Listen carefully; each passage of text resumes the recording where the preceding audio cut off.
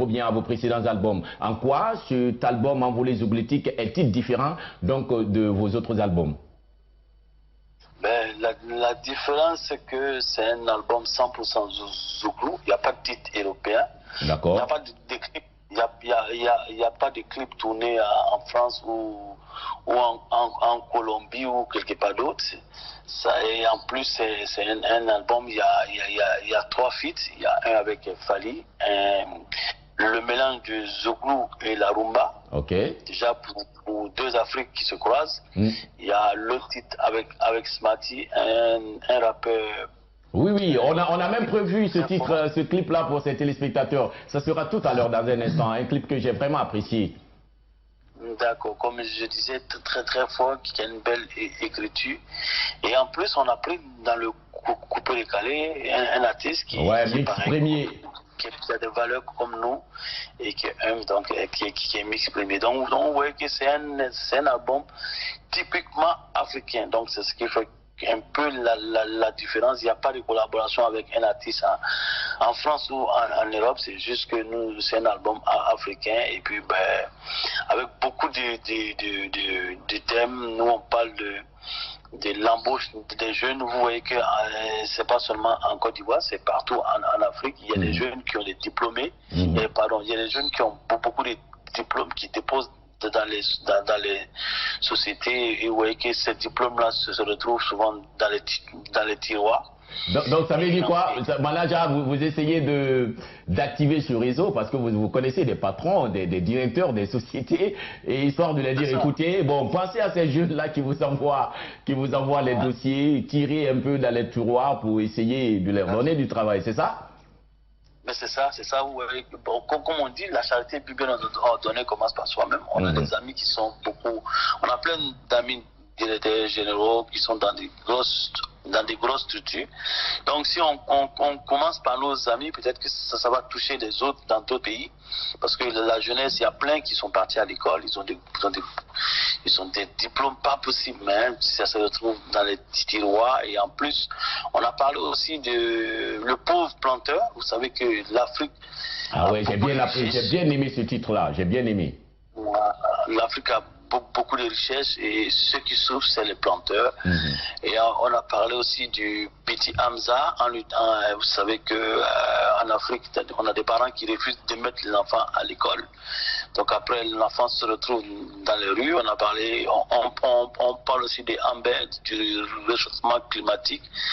Et vous voyez que tout commence à être pollué, il faut faire attention. Et puis, il y a beaucoup de thèmes. Il y a plein.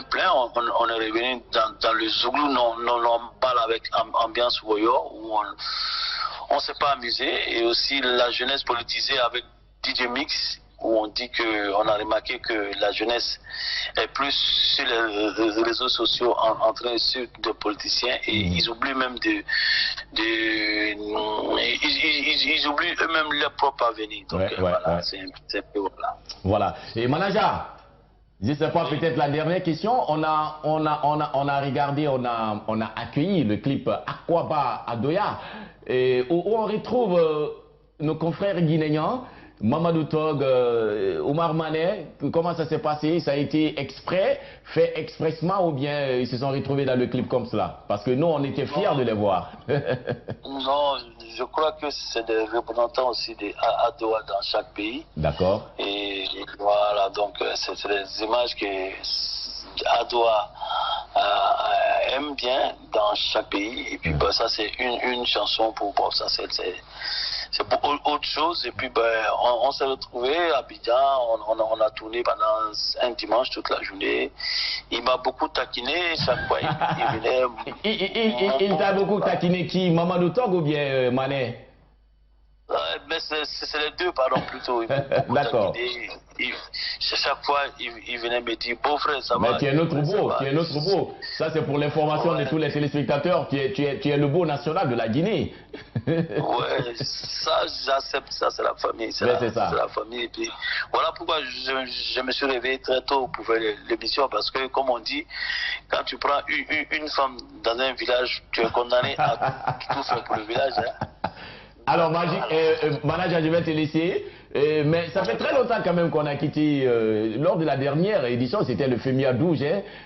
FEMIA 12, on a hâte d'y participer encore. Un mot par rapport à ce grand festival de l'Afrique de l'Ouest, FEMIA.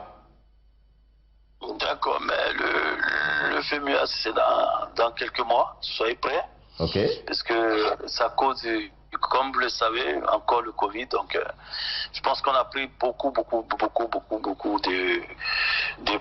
précautions. Et puis, ben, c'est dans quelques mois et c'est pas loin. C'est ça en septembre. Et vous serez aussi informés, comme vous êtes un des journalistes que nous accueillons chaque année au FEMIA. Donc, soyez prêts.